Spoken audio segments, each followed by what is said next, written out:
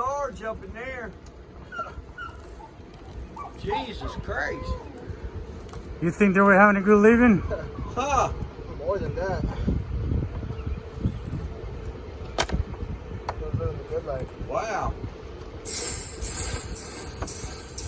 Yeah, there's more up in there. Look, that's all the lint from the dryer. I think you're getting the back of it.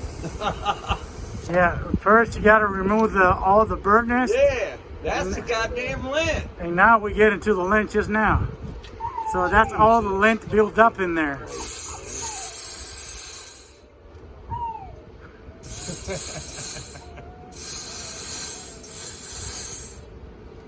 Oh my God, that's crazy.